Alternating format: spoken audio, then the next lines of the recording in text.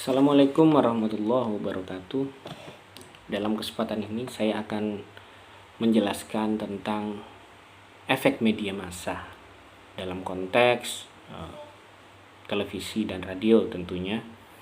Bila dalam video sebelumnya saya berbicara tentang stimulus respon dan individual difference, dalam kesempatan ini saya akan menjelaskan tentang teori yang disebut disonansi kognitif atau cognitive dissonance, diperkenalkan oleh Festinger pada tahun 1957. Teori ini menjelaskan bahwa manusia akan mencari informasi yang sesuai dengan keyakinannya. Artinya apa? Artinya dia akan mencari informasi yang menyenangkan, informasi yang disukai oleh dia. Ya. Termasuk ketika menonton televisi atau mendengar radio. Orang suka acara ini, maka dia akan hanya menonton acara ini. Dia tidak akan menonton acara itu. Kalau misalnya di televisi itu hanya menyiarkan acara itu, maka dia lebih baik tidak menonton televisi. Jadi ada upaya untuk memilih informasi dari manusia itu. Ada upaya untuk memilih informasi, baik itu yang sifatnya non berita, apalagi yang sifatnya berita, begitu ya.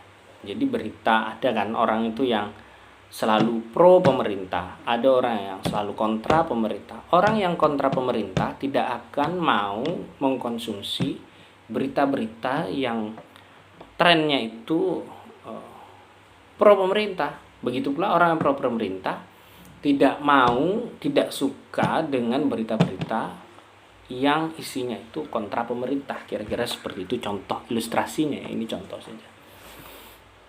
Itu yang disebut cognitive dissonance. Teori ini, cognitive dissonance ini juga punya keselarasan dengan teori lain, yakni selective exposure, yang diperkenalkan oleh Klepper ya. Klepper tahun 1960. Nama teorinya selective exposure theory. Teori ini menjelaskan bahwa manusia itu tidak sepenuhnya pasif ketika menerima informasi. Kan kita mungkin sudah paham ya, ada namanya teori peluru begitu. Ketika kita bicara teori peluru, manusia itu pasif. Dikasih informasi, dia percaya dan informasi itu. Tidak, menurut Klepper tidak seperti itu. Manusia tidak bisa dipengaruhi 100% oleh media massa, kata beliau ya. Meskipun memang sangat mungkin media itu mempengaruhi, tetapi tidak bisa, manusia tidak pasif begitu ya. Karena dia selektif. Ini makanya itu saya sebutkan, ini mirip juga dengan teori yang disebutkan oleh Festinger tentang cognitive dissonance. Selective exposure theory ini membantah pandangan bahwa manusia bisa dipengaruhi media massa 100%. Di sisi lain mesti dipahami pula teori ini datang belakangan. Ya, teori ini kan datang 1960. Sebelum itu ya memang manusia itu gampang sekali dipengaruhi media massa. Nah, kenapa di belakangan manusia itu jadi tidak gampang dipengaruhi? Karena fakta-fakta yang kemudian terjadi itu memang tidak seperti yang diberitakan oleh media massa. Gitu. Makanya ketika misalnya ya, tahun 30-an orang itu sangat percaya dengan media massa. Ternyata media massa itu penuh propaganda. Mereka mengetahui itu di tahun 40-an. Di tahun 50-an informasi atau media massa semakin banyak.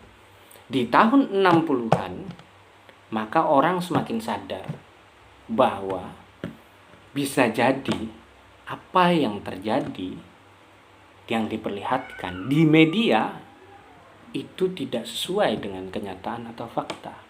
Sehingga kita, manusia, kita, masyarakat harus selektif. Semakin banyak informasi yang diterima oleh masyarakat, semakin banyak kanal pilihan, maka dia akan semakin cerdas, semakin kritis, untuk kemudian menyeleksi informasi-informasi. Itu saja yang bisa saya sampaikan.